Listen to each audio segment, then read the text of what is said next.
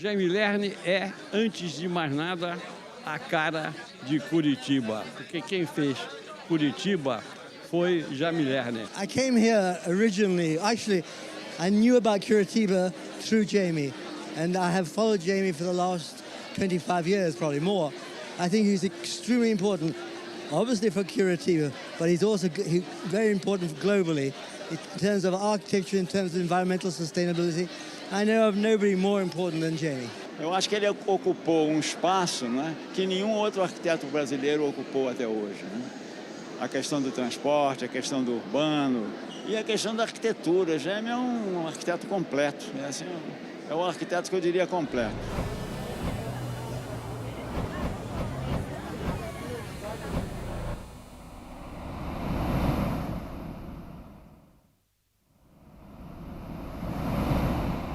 Quando a gente fala de mobilidade, às vezes a gente esquece como tudo isso começou aqui em Curitiba, né? E é tão bonito ver como esse sonho aconteceu. Naquela época, Curitiba tinha 700 mil habitantes e se falava que toda cidade que chegasse perto de 1 milhão devia ter um metrô. Nós não tínhamos recursos para metrô e começamos a pensar se haveria uma solução que pudesse ser um bom transporte, que tivesse as condições de um metrô, rapidez, você não esperar muito, enfim. Aí que surgiu a ideia, né, nossa, por que não fazer em superfície? Por que não ter a pista exclusiva para o ônibus e as paradas de 500 e 500 metros, e, enfim, e frequência, né, não esperar muito. A tarifa será de 50 centavos. As duas primeiras linhas, linha sul, Capão Raso, República Argentina, passa Rui Barbosa, centro da cidade, Barão do Rio Branco, Praça Generoso Marques e Passeio Público. A linha norte, Santa Cândida, Passeio Público, centro da cidade, 7 de setembro, Praça Rui Barbosa. As vantagens que o ônibus expresso proporcionará imediatamente são, primeiro, em tempo, percurso menor, 2/3 do tempo atual. Segundo, na frequência, atualmente um passageiro aguarda 15 a 20 minutos até chegue o seu ônibus, e com o ônibus expresso nós teremos tempos de frequência de 4 minutos, em algumas linhas de 2,5 minutos. Isso corresponde a uma frequência de um metrô. Começou em 74, foi a primeira vez no mundo. E hoje está em mais de 300 cidades no mundo inteiro. Bogotá fez um trabalho magnífico, 25 anos depois. E outras cidades no mundo inteiro.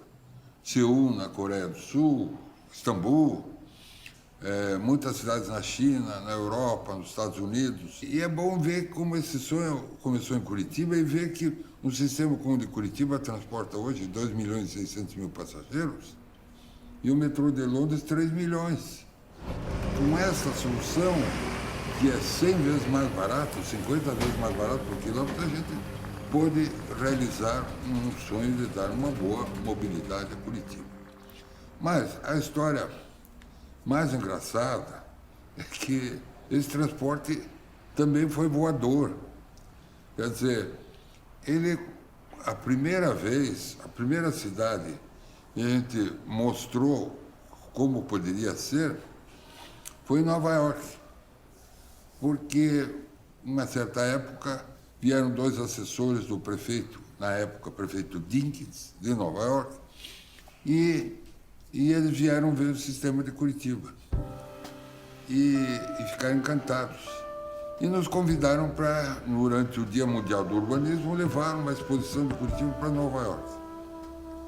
Aí nós começamos a pensar, mas por que uma exposição? Porque também não levaram uma linha experimental do nosso sistema para Nova York. Imagina, pretensão. Pois não é que nós fizemos isso? Montamos, preparamos as estações, tudo, porque os ônibus, evidentemente, tinham que ser levados daqui, e levamos tudo isso, embarcamos em Paranaguá e instalamos quando chegou lá nos Estados Unidos, a partir do momento que chegou, nós instalamos o sistema de Curitiba, a linha experimental, em 5 dias. 5 dias. Bom, em 5 dias, mas fomos Cineviva, Oswaldo Navarro e eu e mais um pessoal da Volvo com os ônibus. E o incrível é o seguinte, tudo a gente ia resolvendo na hora. Na última hora, faltou ligar energia para a estação tubo. E aí o Oswaldo Navarro, que homem de mais do que 7 instrumentos, ele tinha o equipamento na malinha dele, ele fez uma ligação, um gato fez uma ligação irregular lá e o sistema funcionou. No dia da Mundial do Urbanismo, o prefeito Dinkins me chamou, estava lá na prefeitura de Nova York, e cheio de flash, toda aquela coisa, tá? E contando que nós iríamos andar num sistema experimental, uma linha experimental do sistema de Curitiba. E o Lucas Mendes, do Manhattan Connection, naquela época, repórter, ele perguntou várias vezes, mas de que cidade é essa? É só para o prefeito ficar repetindo a palavra Curitiba. Então, eu agradeço muito a ele por isso. So how was the first ride? Does it meet the expectation? The tube was superb, the bus was wonderful. Mas não foi só isso. Não foi só... Essa linha experimental funcionou durante mais de um mês, com enquetes em toda a cidade, todo mundo favorável.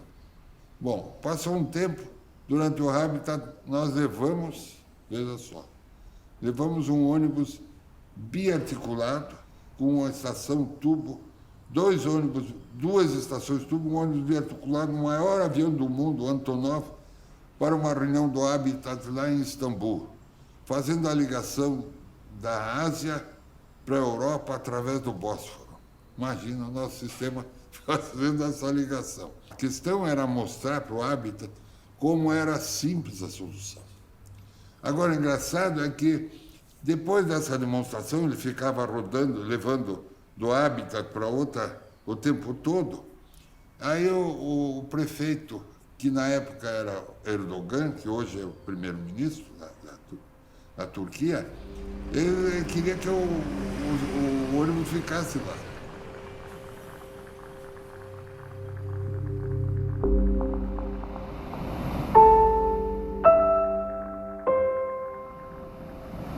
Lixeiro, lixeiro. O lixeiro é o herói do nosso meio ambiente.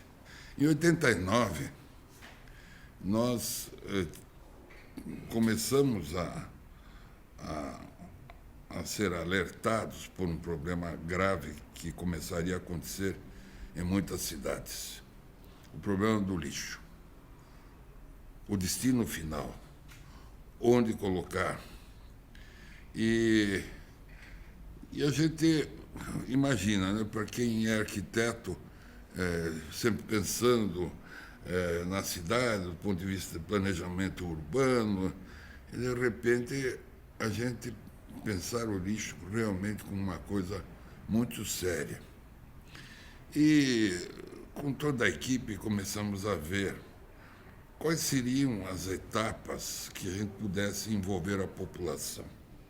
A primeira coisa que a gente notou era o lixo que era jogado fora nas favelas ou onde o pessoal morava, nos fundos de vale. Em outras cidades, essas favelas acontecem nos morros. E havia também algumas na região metropolitana, algumas em áreas, mas sempre eram áreas onde o caminhão não conseguia chegar. O caminhão que recolhia o lixo não conseguia chegar. Então as pessoas jogavam fora o lixo. O que acontecia com isso? Esse lixo jogado ia poluir os córregos e as crianças brincando nos córregos poluídos. Então era uma imagem triste e começamos a pensar como resolver esse problema. Aí veio a solução, comprar o lixo. né? Aí todo mundo pensava que eu estava louco. Eu disse, não, nós vamos comprar o lixo, mas com uma condição, que as pessoas levassem, né, o lixo das suas casas, né, com os sacos de lixo até o local onde o caminhão se encontrava. Então, porque o caminhão não podia descer, não podia chegar lá. E ao levar cada saco de lixo, ele recebia um valor. Não era em dinheiro, era um vale-transporte. E isso foi um sucesso.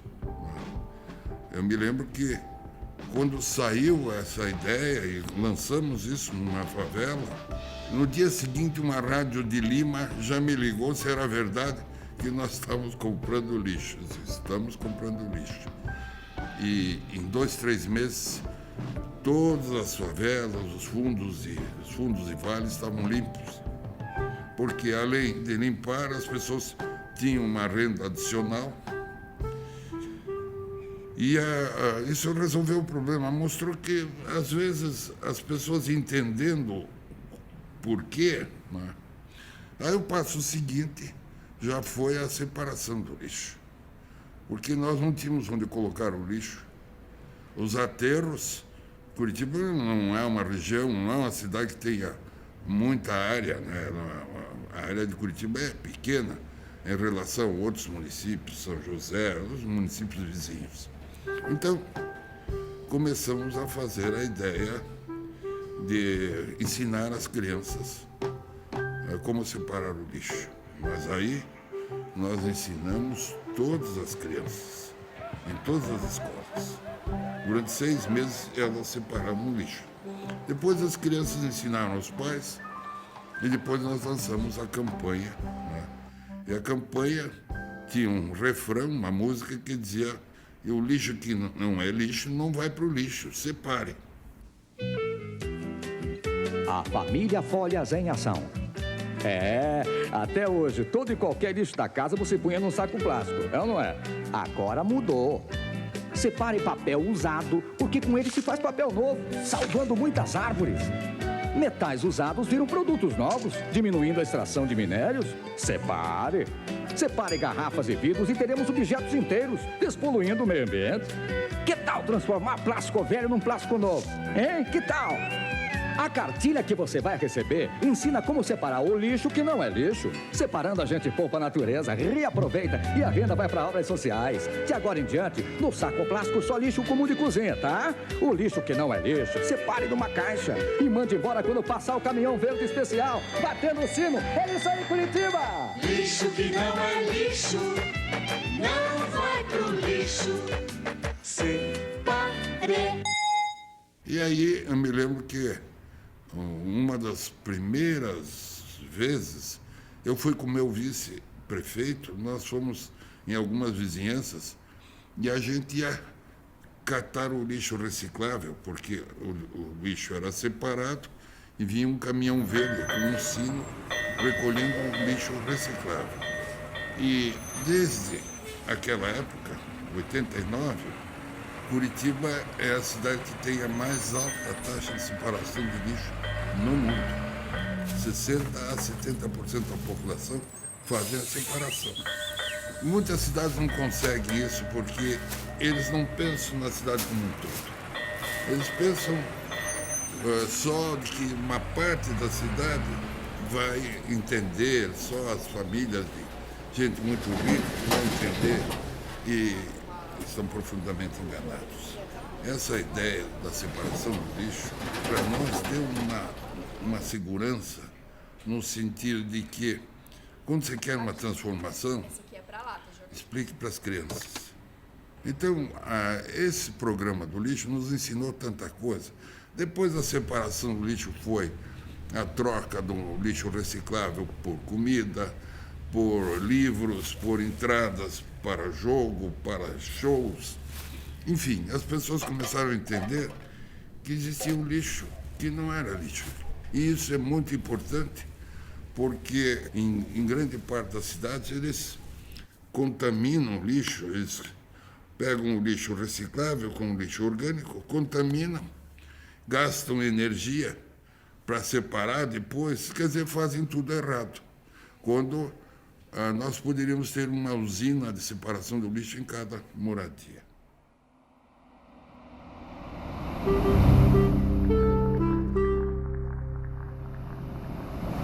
Sempre tive um sonho de fazer na Pedreira um grande auditório. Não é?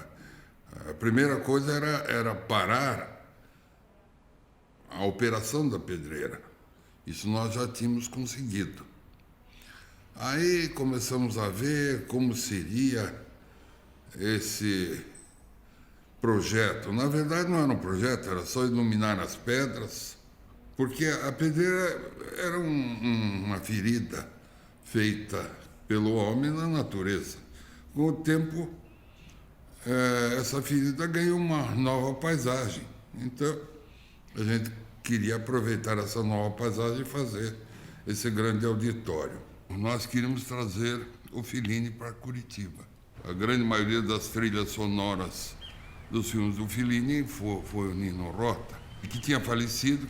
Aí a gente pensou em prestar uma homenagem. Bom, então vamos dar o nome da pedreira do Nino Rota. Aí ele vai querer, pelo menos a gente tem um motivo. E como é que a gente convida o Fellini para inaugurar uma pedreira com o nome do Nino Rota? Bom, vamos fazer uma carta para o Fellini. Mas com uma carta? Uma carta não, vamos fazer um filme mostrando Curitiba numa linguagem felliniana. Era a ideia de que ele viesse para a Bienal de São Paulo. E o Aramis Milach, que era o assessor na área cultural, ele discutiu comigo a ideia de, se o Fellini estivesse em São Paulo, vamos fazer ele vir a Curitiba.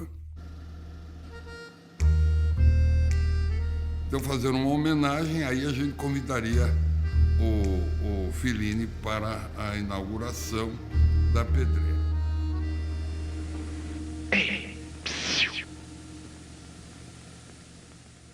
O Fellini não veio, mas o filme Carta Fellini ganhou um prêmio no Festival de Cinema de curta-metragem.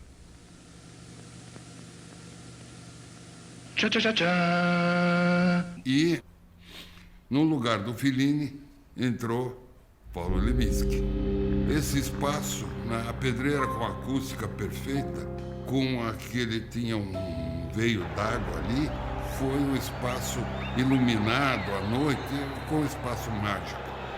E ali se apresentaram todos os grandes da música popular brasileira, da música internacional, enfim, poucos os que, estando no Brasil, não se apresentaram na pedreira.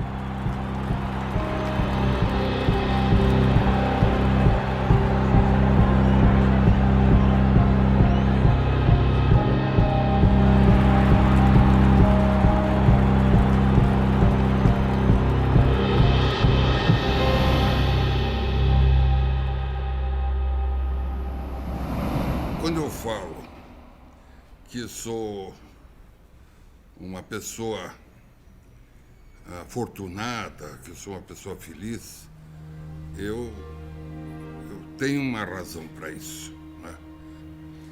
O sonho de ouvir pela primeira vez o choro de um neto.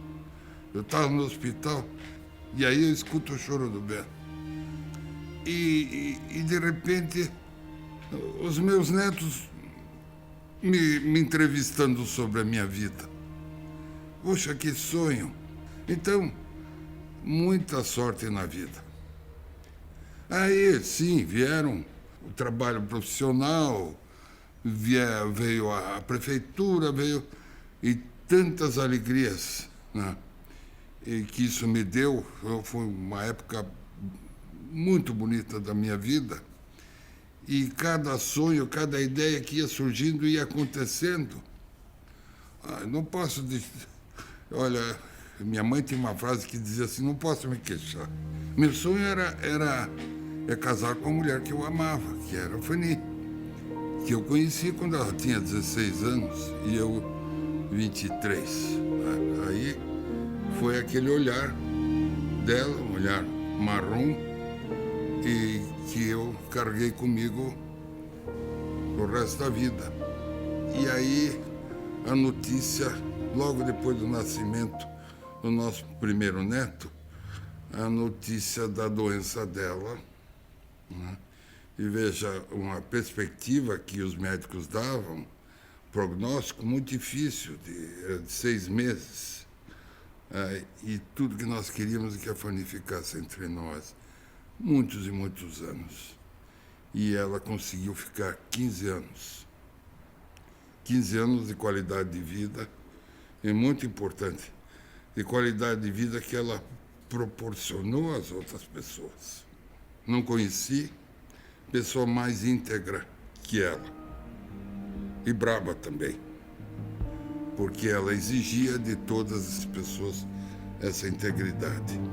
Ela que teve também uma infância difícil, foi órfã muito cedo e se dedica às crianças e coloca a vida toda, a época mais produtiva da vida dela e mais difícil, é trabalhando com as crianças. Eu tenho a certeza que isso prolongou a vida dela.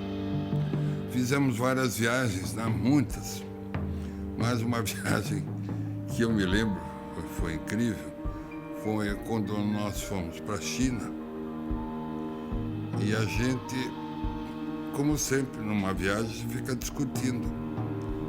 Não, vamos por aqui, vamos por lá. E rolou entre nós o maior pau, a maior discussão, mas foi briga mesmo. A gente já estava quase rompendo. Aí eu olhei eu disse para a Fanny, você sabe aonde que nós estamos brigando? Ela disse, não, na Praça da Paz Celestial. Então, esse sonho de viver uma vida ao lado dessa mulher, eu consegui realizar. Foram quase 45 anos. Mas porque teve o período do namoro e tudo. Então, foi um sonho que eu tive a fortuna, a felicidade de ter. O que mais que eu posso querer? This is my grandfather, Jaime, and I'm going to interview him right now. Jaime, where were you born? Well, I was born in Curitiba, in a very important street in the city. Essa rua eu tenho no coração, porque essa rua aqui criei tudo, meus filhos, o Jaime criou isso aqui e foi tudo maravilhoso. Nunca vou esquecer dessa rua. Meu pai é uma pessoa que vive de histórias. Ele adora histórias e a vida dele parece uma sequência de histórias. When you were young, what did you want to be? I wanted to be an architect. How did you start liking your job? How did you get into it? A primeira coisa que eu reparei no piso da loja do meu pai era um piso de ladrilho.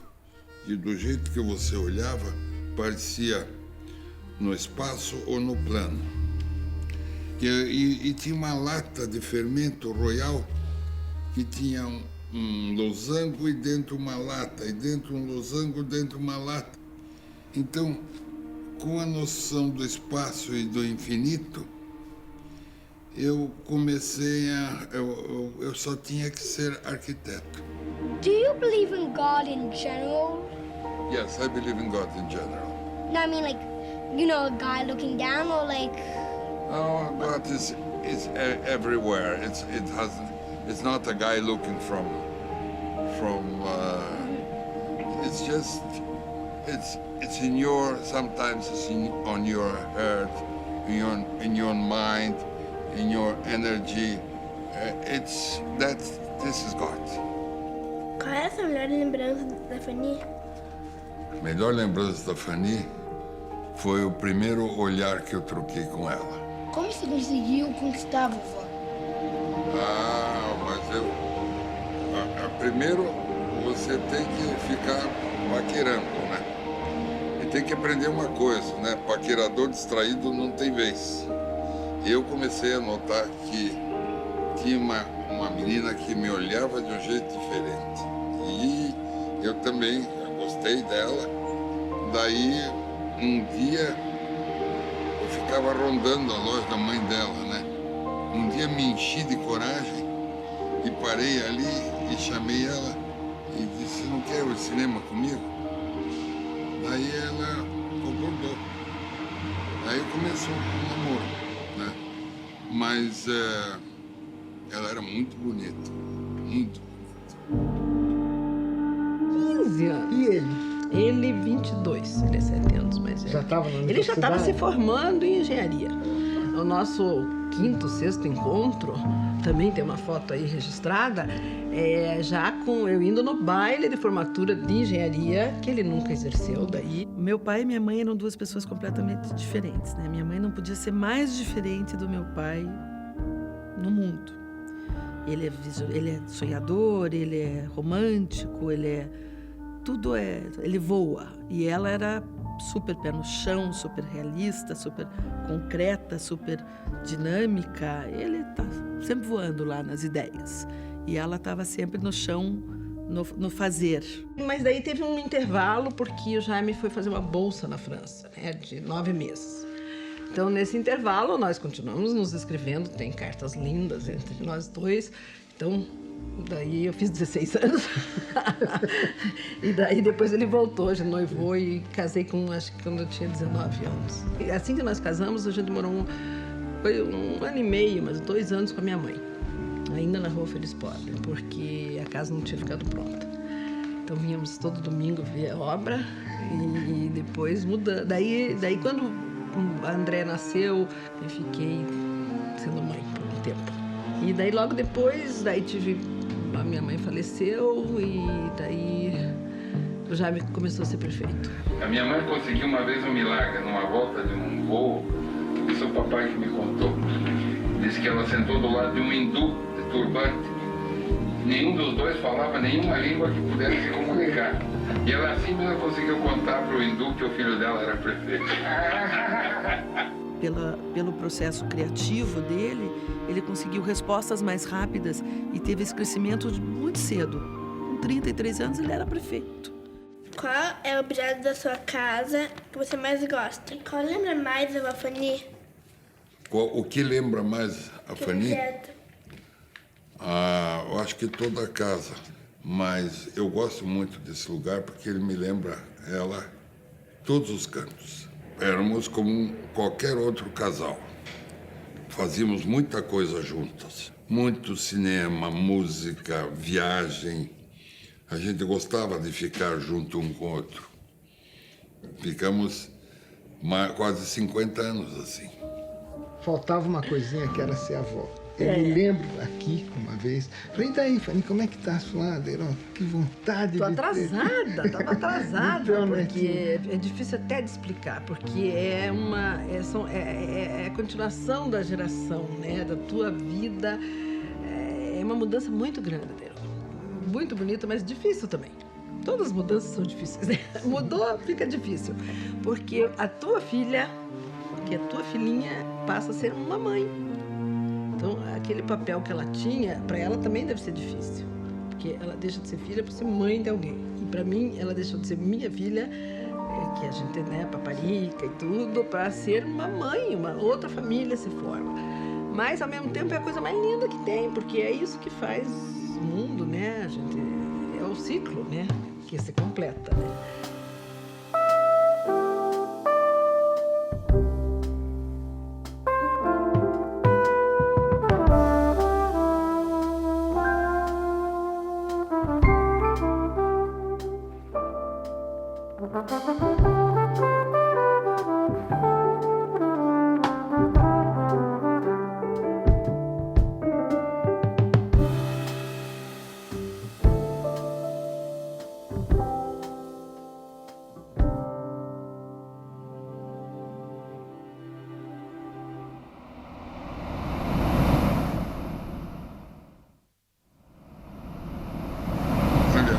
Quando a gente fala que a realidade não existe, a realidade a gente inventa, ou de outra maneira.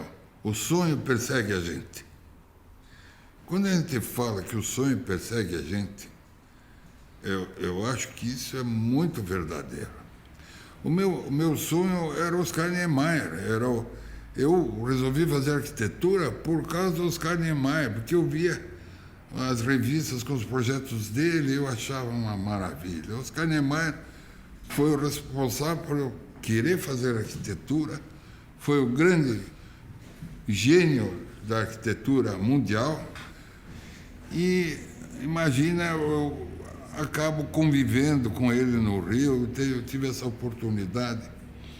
Bom, aí entra um sonho no meio, que existia um prédio do Oscar Niemeyer, que tinha sido o projeto do Instituto de Educação, que a burocracia dos governos, muitos governos, transformaram num espaço de várias secretarias, espaço burocrático. E meu sonho era que aquele espaço do Niemeyer fosse um museu. E aí fomos procurar Oscar Niemeyer para fazer o projeto. Ele nem se lembrava mais do projeto e nem tinha mais os originais. Aí começou a história do Museu Oscar Niemeyer. Aí ele fez aquela obra magnífica, né? E eu me lembro que ele fez um primeiro projeto porque ele não tinha informação que podia usar todo o terreno. Então fez um primeiro projeto em cima do museu atual.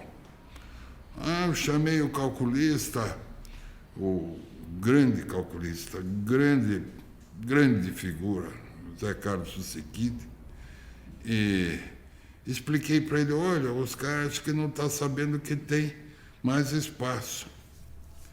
Daí ele voltou, contou para o Oscar o que tinha visto, que realmente tinha mais espaço, que Oscar, a ideia do Oscar era fazer um anexo, porque a altura, os andares eram baixos, para algum tipo de exposição não seria possível fazer.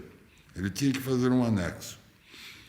Então, o Susequide chegou para o Oscar disse, quer dizer que o Lerner não gostou. Não, gostou muito, imagina, mas tem essa chance.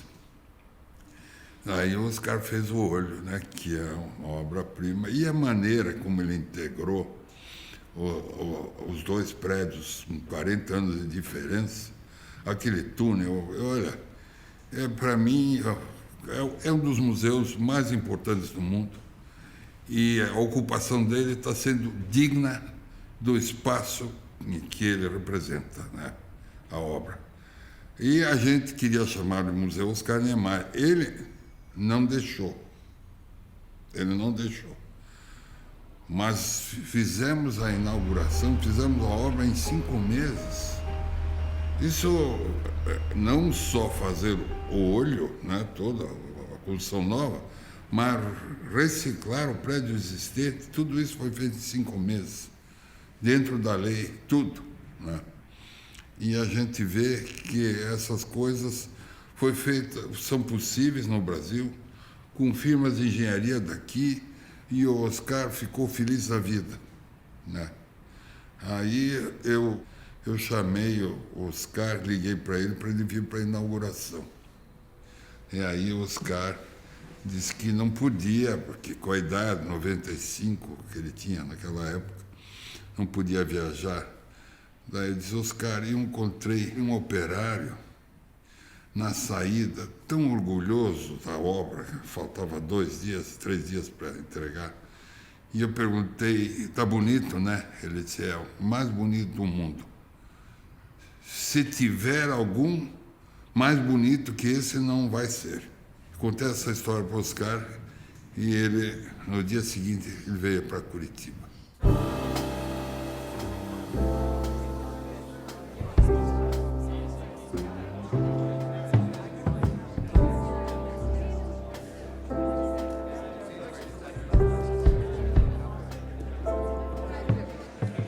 Eu gostei.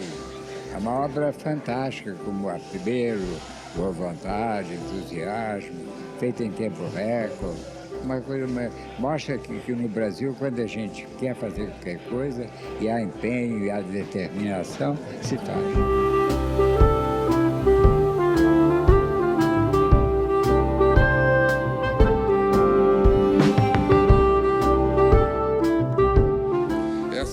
Se deve ao gênio de Oscar Niemeyer, nosso arquiteto maior, expressão da acessibilidade e dono de uma generosa visão humana.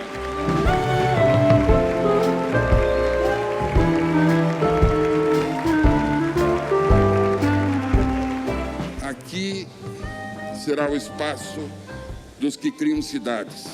Aqui será o espaço dos que desenham e antecipam tendências.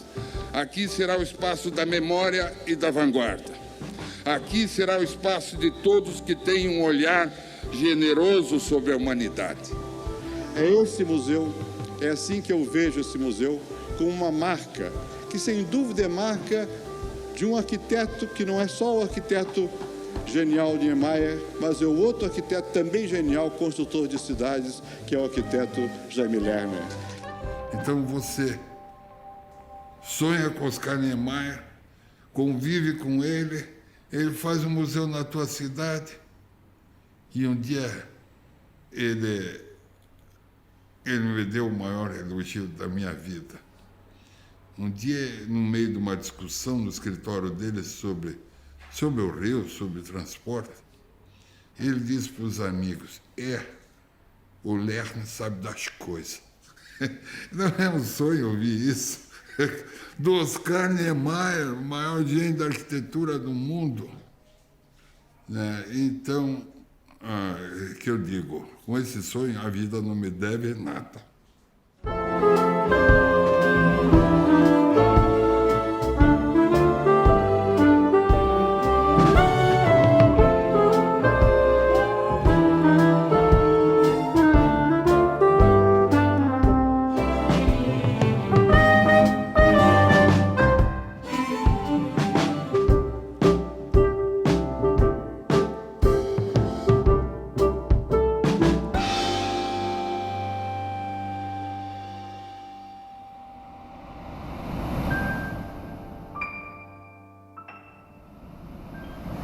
A grande discussão no mundo hoje é a sustentabilidade.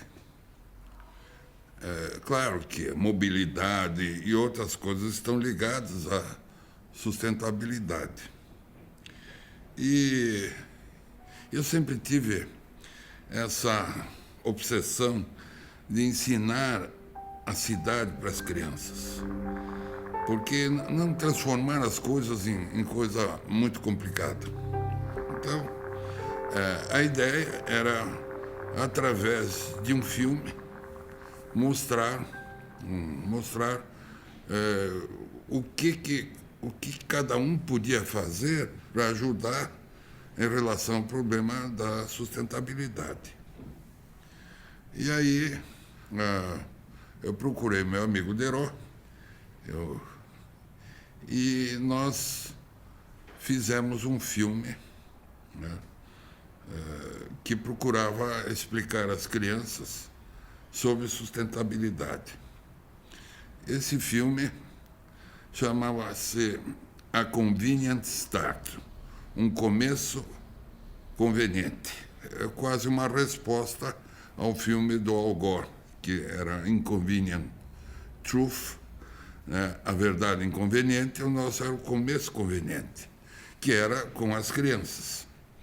Bom, e nós escrevemos esse filme e fizemos direto em inglês com a ajuda do pessoal da Escola Internacional. E aí o filme foi feito em tempo recorde, E esse filme ganhou o prêmio do Festival de Cinema em Nova York sobre sustentabilidade. Bom, é bem verdade que não tinha muitos competidores, mas não importa, nós ganhamos um prêmio no Festival de Cinema.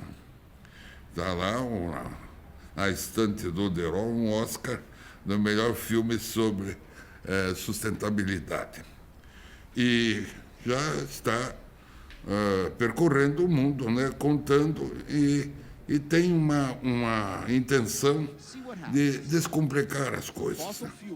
Porque quando você tenta explicar sustentabilidade de maneira muito complicada, as pessoas não sabem o que fazer. E as crianças, ao assistirem este filme, saberão o que fazer.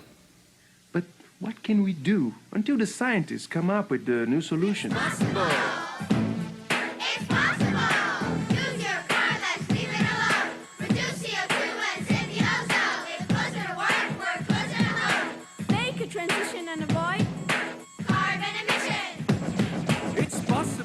Esta musiquinha, no final do filme, ela me obrigou a fazer em várias palestras outras versões.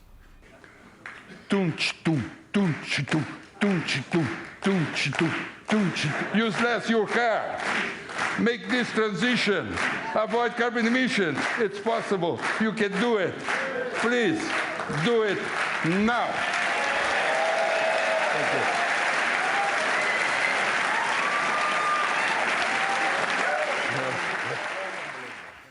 Quando eu fiz uma palestra no TEDx, lá em Buenos Aires, eu fiz um tango, se é possível, e isso acabou acontecendo que a gente, todas as coisas que a gente faz, a gente procura ligar a música. Não ser músico, não entender nada de música, apenas fazer a música por alegria.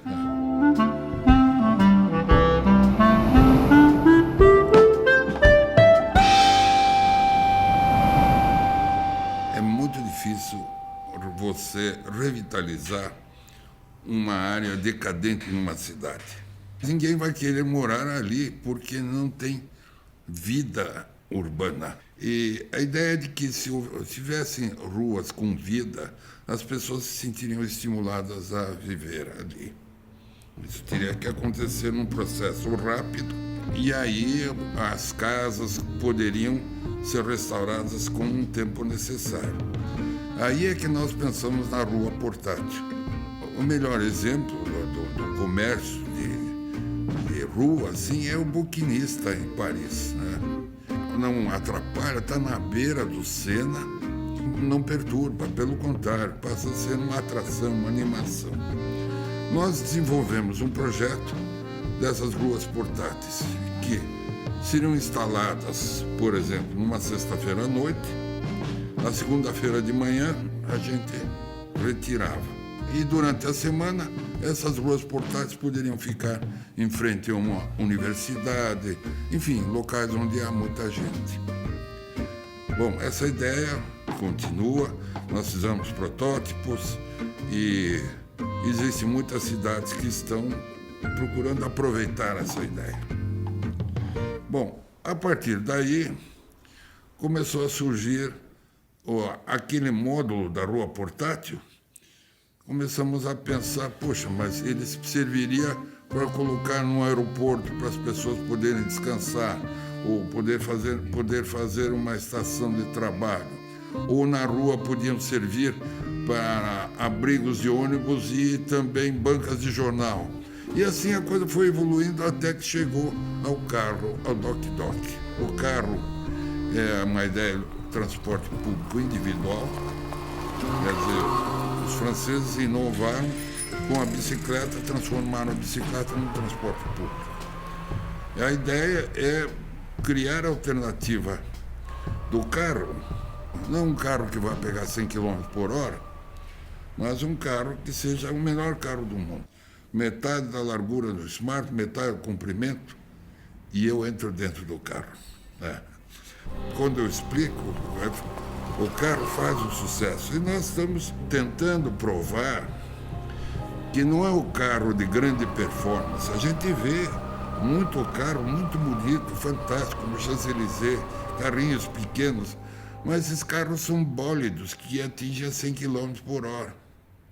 Então eles vão fazer mal para você ou para o teu semelhante. Então, quando esse carro vai para a estrada, o carro tradicional continua dentro da cidade. E a gente quer um carro que não ultrapasse 25 km por hora. Não precisa. Um carro de papel, né? Ele tem aquela honeycomb e é de papel totalmente reciclável.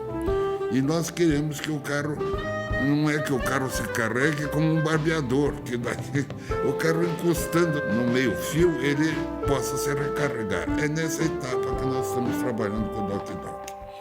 Mas aí vem outra coisa. Vem a coisa divertida, lúdica. Eu viajo muito, né? E cheguei à conclusão o seguinte, que o conceito da viagem aérea está errado. Nós é que devíamos ter a etiqueta e nós devíamos ser conduzidos por um tapete até dentro do avião e a mala nossa que tivesse o trabalho de subir escada, de, né, tratar a gente como se fosse a valise, né, como se fosse a mala. Ou então uma ideia de que a mala, ao invés de você carregar a mala te carregar. E fizemos uma mala onde você monta em cima da mala, né? E aquele princípio que nem carrinho de criança. Você, dá aquela energia. Então, no aeroporto, você sentaria em cima da mala, dá 2 bundadas e a mala te leva. É maravilha. Eu não vou desistir desse sonho. E outras coisas. Porque o que nós estamos trabalhando é no design, na arquitetura, no planejamento urbano, no sonho, nessa coisa lúdica. Porque a cidade não é essa coisa chata, como eles querem transformar. Eu sempre digo, a cidade não é o que os especialistas de transporte querem que seja, ou especialistas em trânsito, porque eles pensam a cidade para o carro. E esse pessoal estraga a cidade. Nós devíamos abatê-los a chineladas. Então, todas essas ideias, né, fazem parte de uma visão, de um sonho que é fazer a cidade mais rápida. Ela precisa acontecer de maneira mais rápida. E essas coisas, às vezes, não são permanentes. Elas levam muito tempo, por isso é bom você trabalhar rápido. O que a gente quer é pensar em coisas que sejam simples, mas que ajudem a vida das pessoas.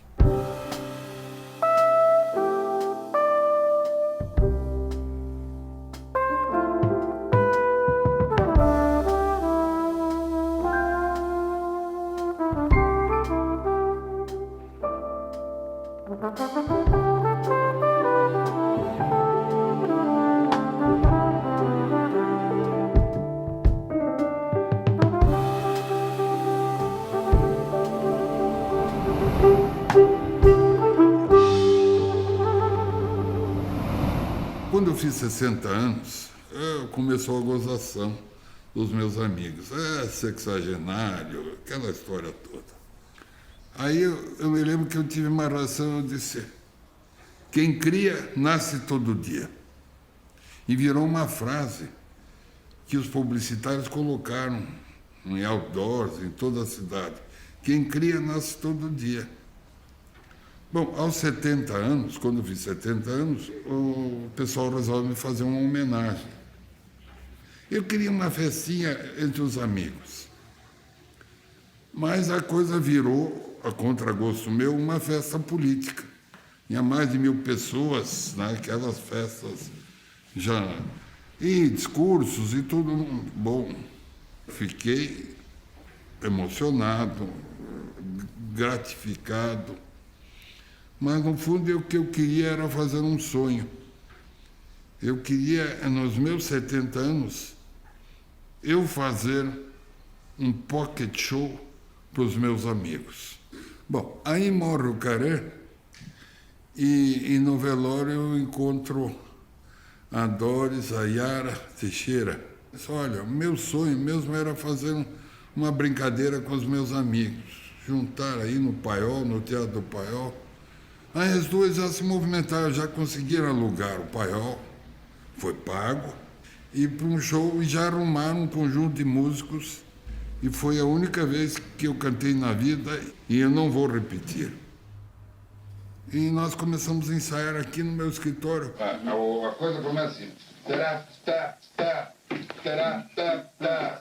Sou leve, sou frente, bandoneon, bandoneon. 3 dias de ensaio, inclusive sapateado.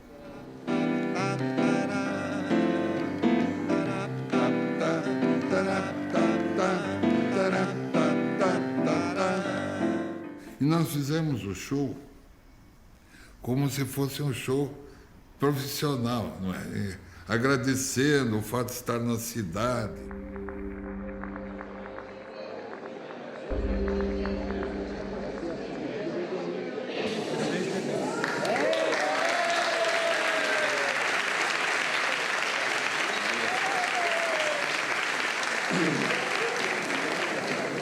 Muito obrigado. Nós estamos muito satisfeitos de nós nos apresentarmos aqui em Curitiba pela primeira vez. Aliás, e beleza de teatro, né? E beleza de cidade também. Eu, com 70 anos, eu me dou ao prazer de não ter medo do ridículo. Eu cantei, fiz música para todo mundo.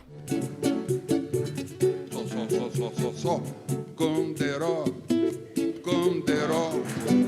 você nunca está só. Ser astro de cinema sempre vale a pena. A paisagem, uma bela imagem, sempre vencedor. Você não está só. Camisa listada com uma versão eslava, se não me engano.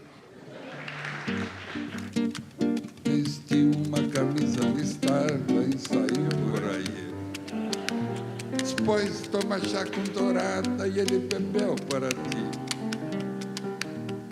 Levava canivete na bolsa e pandeiro na mão e sorria quando o povo dizia sossega de homem. E meu sonho realmente era sapatear aos 70 anos. Eu sempre adorava os musicais da Metro e eram coisas assim fantásticas, né? Ver o Gene Kelly, o Fred Astaire e tantos. Todo mundo sapateava um pouco, mas imagina o Fred Astaire. Isso. E um dia eu prestei uma homenagem para o Fred Astaire fazendo uma música. E enquanto o Nelson Guichon ia tocando um fundo musical, eu fui para dentro e troquei, botei o sapato, sapatear, e de repente comecei a sapatear.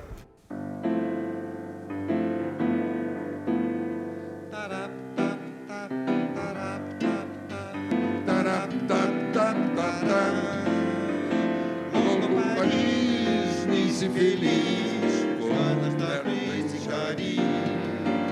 Sou leve, sou Fred Astaire.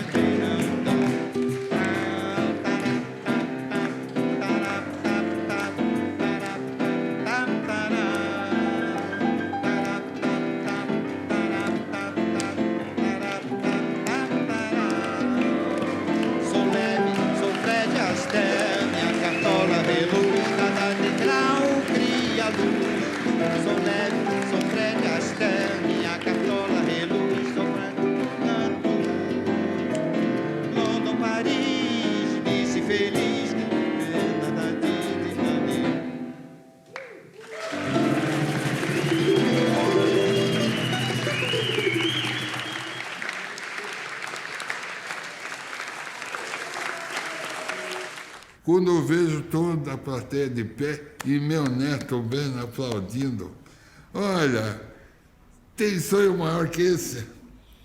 eu não vou repetir uma coisa dessas, até porque eu teria vergonha. Mas que foi um show fantástico, foi. Eu gostei. Em la hora suprema, ai, Osíris, em la hora suprema,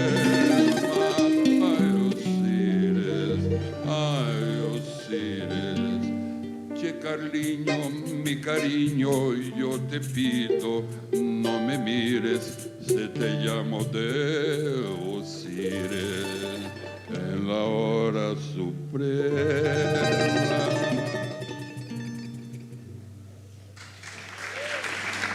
Fiz uma música para Fanny, bonita, tão bonita.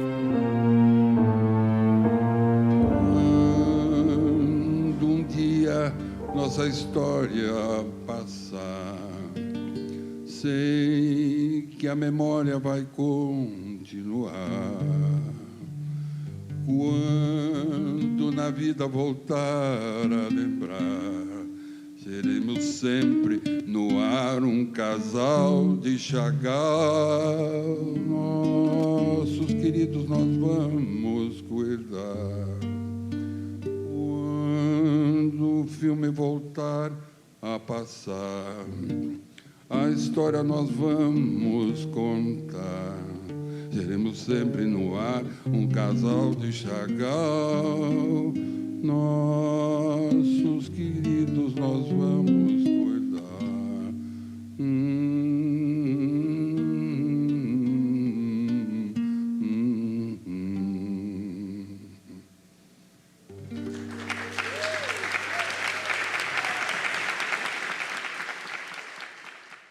A grande verdade é que em sonho você pode desafinar. Nós temos que ir agora, porque nós temos que tocar amanhã em Porto Alegre, depois da manhã em Buenos Aires. Muito obrigado, até a próxima oportunidade.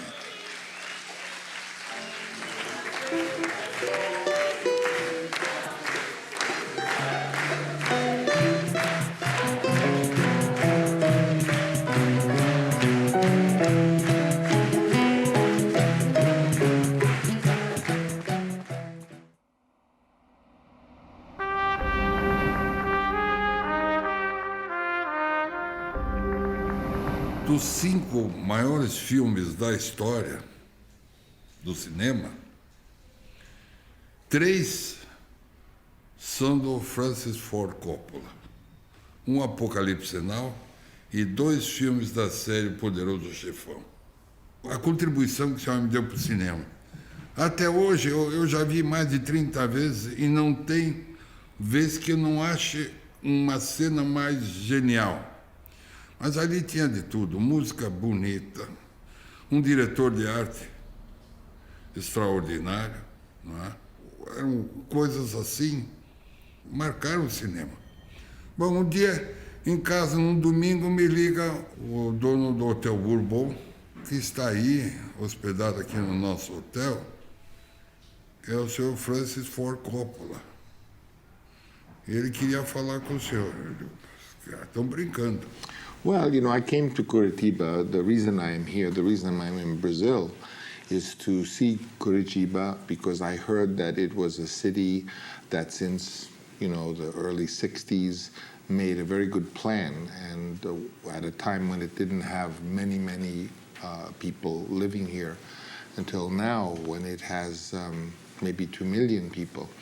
And I heard that there were many wonderful ideas that were put into effect here, affecting mass transit with its mass transit system, with garbage collection and recycling, with places that would be good for people, that would make people comfortable, beautiful parks. And I was curious that if I really came to Curitiba and really lived here for a week or so, could I feel, aside from seeing some specific things, but could I feel a difference in the people? In other words, if a city is good to its people, then the people will be good to each other. Daí ele me passou o telefone. Não, aqui é o Francis Ford Coppola, eu estou procurando fazer um filme e me falaram muito em Curitiba. Aí peguei meu avião, fiz 2 escalas e desci em Curitiba. Eu queria falar com você, porque tem muita coisa sobre o futuro das cidades e que eu gostaria de conversar e também ver a cidade. My interest, due to a piece that I am writing, has to do with what could urban centers be like if the ideas that are used are unusual and helpful.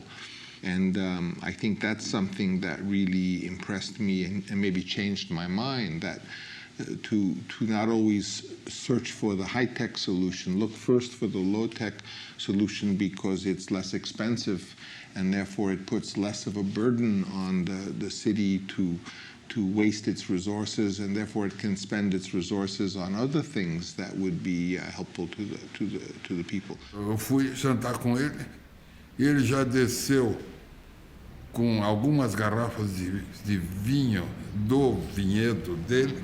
E aí ele me disse, olha, o avião que eu tenho não é dos filmes que eu faço, é que eu ganho com o vinho, eu visto no cinema. E aí eu vejo esse homem empolgado pela cidade. Eu vou contar uma coisa, cozinhou na minha casa e depois ele, aqui no escritório, nós cozinhamos para ele. Percorreu a cidade, não quis que ele veio de ônibus até aqui perto do escritório. And so I have pretty much been visiting all of these innovations, certainly spent several days on the bus system, actually riding them everywhere, going everywhere on them with the people up and down. I saw many parks, beautiful parks. Aí nós começamos uma amizade, né?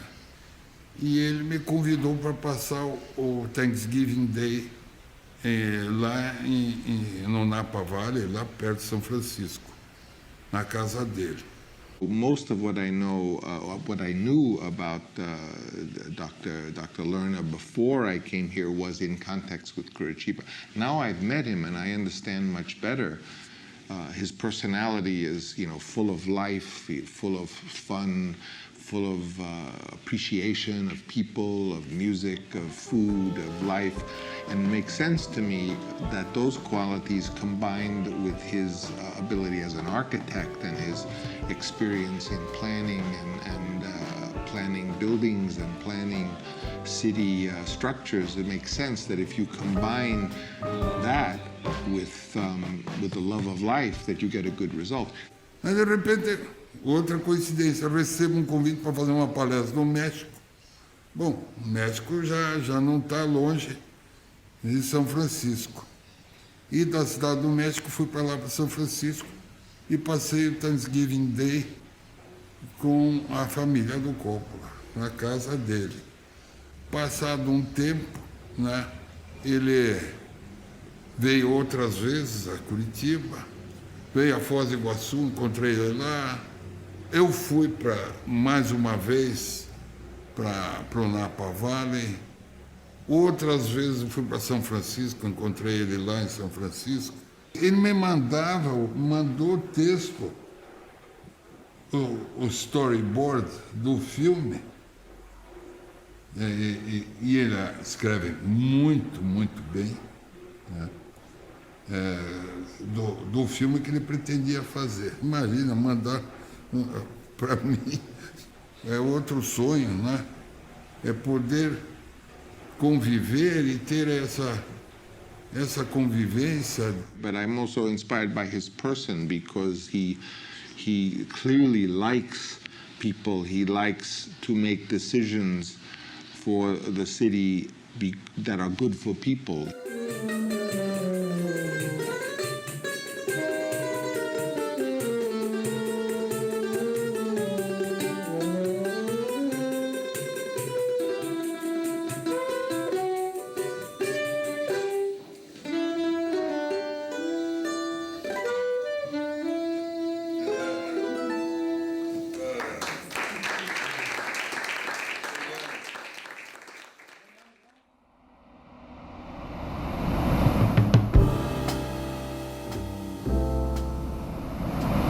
Um dos capítulos, dos episódios mais interessantes desse processo todo da contribuição dos brasileiros para o conhecimento universal no campo da arquitetura está em Curitiba pela mão do Jaime Lerner.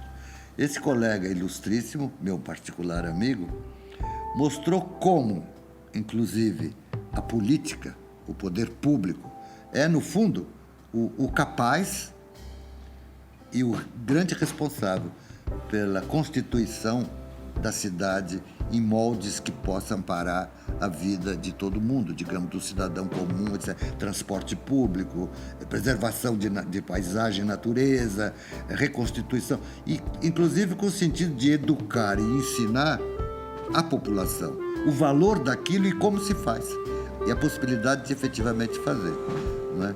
Fazer brilhar o que todo mundo quer, mas não sabe como faz. Inclusive uma ação exemplar no plano do que é ser prefeito de uma cidade.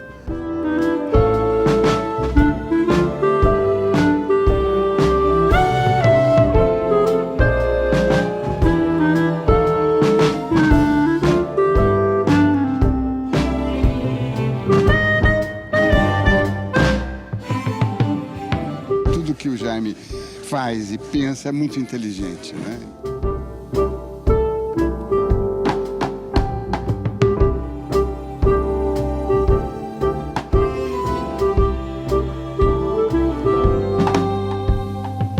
Grande amigo, um talento absolutamente incomum, amigo de muitos e muitos anos. Eu tenho o privilégio de conviver com o Jaime ciclicamente em diferentes situações, todas adoráveis. E o talento do Jaime, assim, nesse caso aqui, por exemplo, já começa na capa, né, nesse nome genial que é a acupuntura urbana, e depois vai para dentro do livro. Eu já tive até o privilégio de ler o livro, mas fiz questão de estar aqui hoje.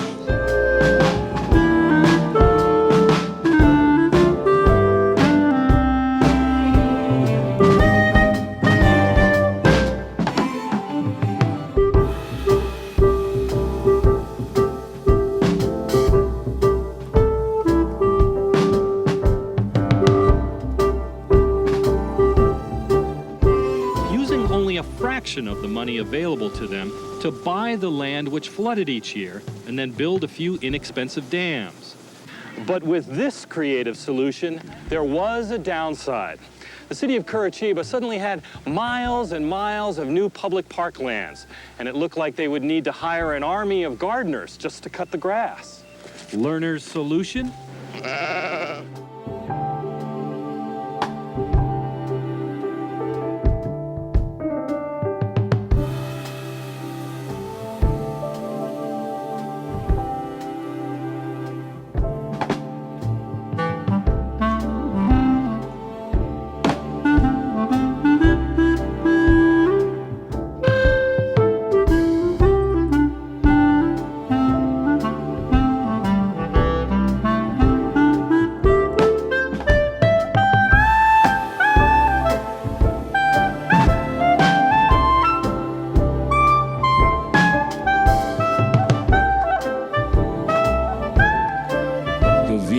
Seu convite, sabia que já tem esse tempo todo, por aí, né? Para a inauguração da fábrica de cola lá do... Não, mas o primeiro convite foi o seguinte: eu queria que toda a sinalização da cidade de Curitiba fosse feito com que você fizesse a sinalização. Toda a comunicação visual da cidade. Foi a primeira ideia. Foi antes? Eu procurei no Rio por causa disso. Aí começou toda uma história. Uma velha amizade. Aí inventamos o país, né? Exatamente.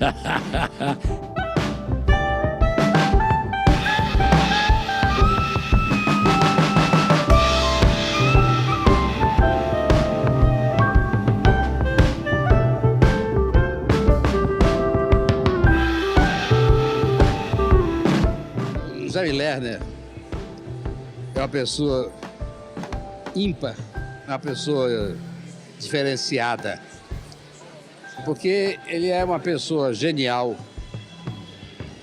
e que tem um comportamento normal, absolutamente igual a qualquer pessoa da vida. E, no entanto, é um homem por quem eu tenho uma admiração extraordinária. Eu acho que talvez seja o brasileiro a quem eu mais admire.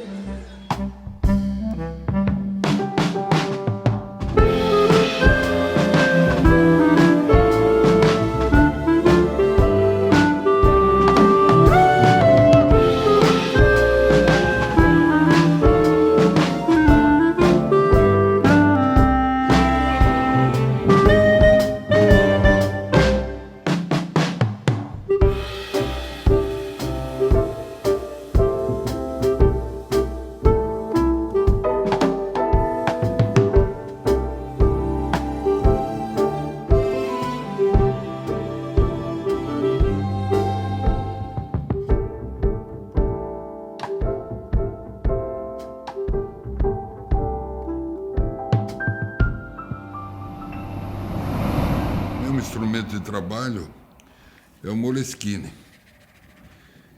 Esses caderninhos contam toda uma vida de trabalho. Eu estou agora no 113, mas eles formam essas sanfonas. E é incrível, né? Porque num deles está o tubo do sistema de transporte, no outro está o croqui, o primeiro croqui do Parque do Passaúna, e tanta coisa que surgiu daqui, né? Esses sonhos, alguns deles aconteceram, outros não, mas está aqui, porque no momento que eu desenho isso, eu já estou fazendo um sonho, eu já estou começando. Enfim, o Moleskine me acompanha, é o meu bandoneon, né? Eu não tenho habilidade de tocar nenhum instrumento musical, tenho uma adoração pelo som do bandoneon. Esse é o bandoneon que tenho tocado durante a minha vida. Eu tive muita sorte na minha vida, porque eu consegui realizar muitos sonhos. E olha, eu não me refiro a sonho profissional ou sonho político, não. É sonhos que cada um tem. O sonho de casar com a mulher que eu amava, o sonho de ver o casamento de uma filha, o sonho de celebrar com os netos um acontecimento. Agora, eu quero dizer uma coisa para você. Se às vezes você não consegue realizar um sonho, não precisa se sentir frustrado. Porque você esteja certo que se você se dedicar com profundidade a este sonho, um dia esse sonho vai dar a volta, ele vai te tocar e vai dizer: tá lembrado de mim? Eu sou teu sonho. É a tua segunda chance. Essa você não pode perder.